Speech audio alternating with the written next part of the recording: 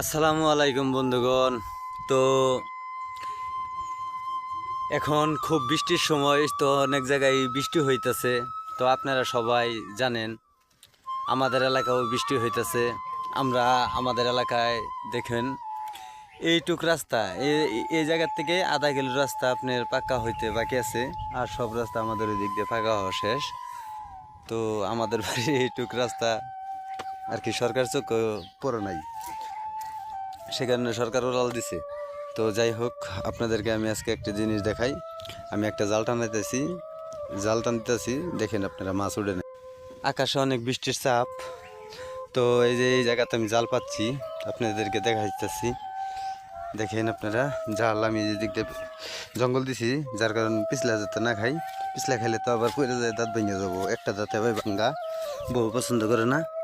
এই যে জাল টান দিলাম, দেখেন ও নো, দুইটা না তিনটা দাঁড়কা উঠছে। তো এই দাঁড়কাগুলো আসলে আমি ধরবো না, কারণ এত ছোট বাচ্চা আমি মারবো না, এতটুক নিদয়বান ব্যক্তি আমি না। তো এই যে আবার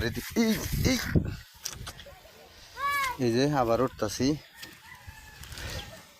এটা গরুর ডাক্তারের হুন্ডার আঙ্গবাড়ির থেকে গেলো, আমার কইলো যে হুন্ডারটা একটু দেখুন যে আমি আহি।